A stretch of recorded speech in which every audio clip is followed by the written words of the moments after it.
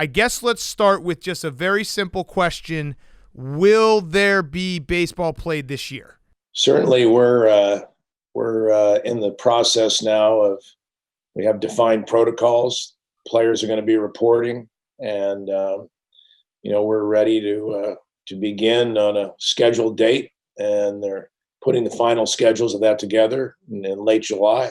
So we have every expectancy of playing a 60-game schedule. That sounded like a yes, but it was a little bit safe there on the yes. If you had to guess, like, will it happen? Will it go through? Because we're seeing it right now with sports where the plan's there, but there's hiccups even getting to the finish line. And I know baseball's had a lot of hiccups along the way, but from here to actually starting, do you think it's going to happen? I think the expectancy is that everyone's going to play in an empty stadium and televise it. That would probably take about 125 people to be tested and to really have a forum, which I think is very controllable. And so to set up a safe environment and do all that, I think it's workable. Yes.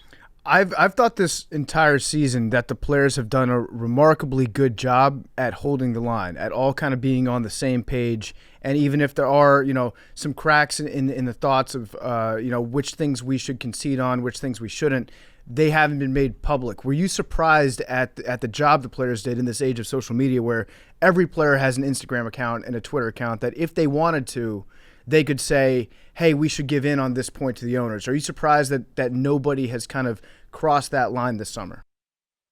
I think again, I work with, the major league players I represent, and certainly we had weekly dialogues, information exchanges. The interest level in this obviously was something where it was really more than a negotiation. It was really about health and safety. It was about what we're going to do to get back and aid our country and playing the game and playing the game at a high level, being competitive, and beginning in March. Players really agreed to give away half their salaries so they could play baseball. And they knew that they were going to be good partners, and they alleviated from the owners a huge responsibility of $4.5 billion in contracts, and said, you know what, whatever games we play, those are the only games I'm being asked to be paid for. So I thought the players responded ethically, and they were really great partners. And yes, I think they were actively involved at every level, and the solidarity of the group was the best I've seen in some time. Explain this to me, because I kind of understand it, but I think a lot of people get confused with how baseball is run. Why is it so hard for baseball owners to have transparency when it comes to their books and what they're gaining and losing every single season? And because it felt like the fix here from the beginning was if they just show exactly what is happening and how much money they're losing, you could probably come to a good conclusion. But instead, they're not going to be transparent, and why would the players then trust them? They shouldn't. So why is it like that in baseball? Well, I think what each franchise does is somewhat of a secret to each franchise. You have ancillary revenue streams that are being created that under the rules, they do not want them to be a part of revenue sharing. So I'm investing in hotels and restaurants and casinos and all these things within the arena of, my attraction is my stadium and the games played there. Yeah. Mm-hmm. And in my opinion, the athletes that perform in that stadium. I don't think anybody sits in those seats to watch the grass grow. So the reality of it is that you're that attraction. And so when I have people to this attraction, what can I do to get them there longer, before and after? And I also know that I can partner and invest. Every owner in the game has been tremendously successful. If you've owned your franchise over 10 years, you've increased your franchise value by 4 times. And so you're now a billionaire. You're now doing something that you may have bought it for 200 or 300 million 20 years ago, 15 years ago. Well, now you're looking at having equity of over $1 billion, and they're taking that money, and under the debt equity rule, they can borrow up to about 40% of it. They borrow that money and then they reinvest it in other products that are going to enhance their revenue stream. And the design of the rules is that I don't want the other owners sharing in my local revenue. So I'm going to build all of these. I'm going to start separate companies and I'm going to build it outside center field, but it's not a revenue. It's not something that goes on in the ballpark. And so therefore, I'm going to do all of these things. The other thing is I'm going to start RSNs, or regional sports networks. I'm going to build them. I'm going to have ownership. So then I have ownership of the RSN. So my right, if I was negotiating with a true arm's length transaction, my right might be worth $300 million. So what I'll do, I'll pay my team $75 million for that $300 million right. I'll own the RSN and I'll keep that money in the RSN so I don't have to share with my other owners. That's interesting. So when you talk about transparency, there's not really transparency with the owners themselves because they are using the rules to keep more revenues within their specific franchise. And they don't really want to deliver, for example, the RSN contracts are delivered, they're redacted.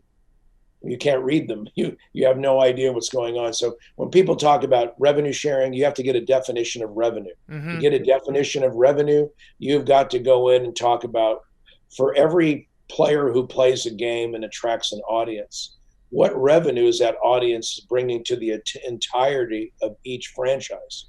And to create a definition that is broad to actually bring in that number, I think it's not something that in any way an owner of a franchise or MLB's representation wants them to do, because it would expose to the audience about why these franchises are quadrupling in value over 15 years. And the reason is they're making a lot of money.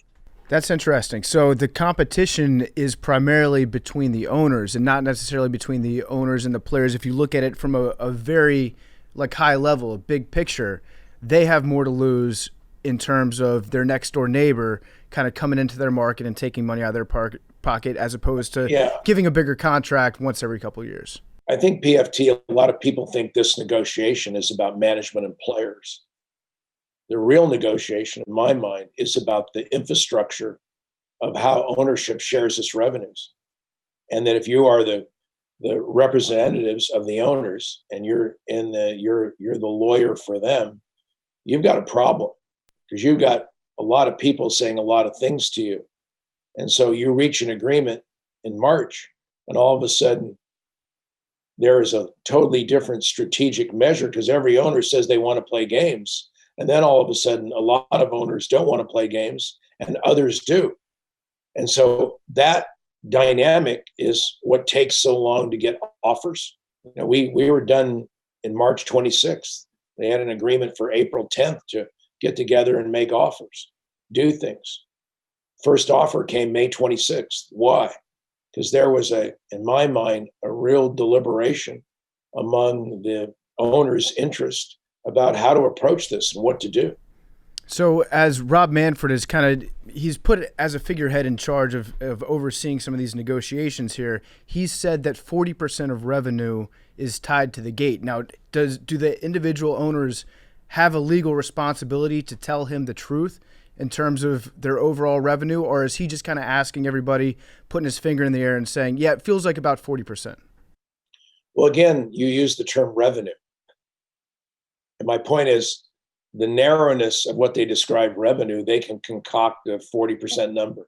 But the thing is that just in the RSN values, just in the ancillary revenues that come in, that term revenue is so, I think, varied from the consideration of all the potentials of how you define what revenue is for each franchise. And until you have, and you say, we're going to look at any way an owner of a major league team can make money, I can go and work with my municipality. Remember, we reached an agreement. The next day, the Angels announced this $1 billion project to build this tremendous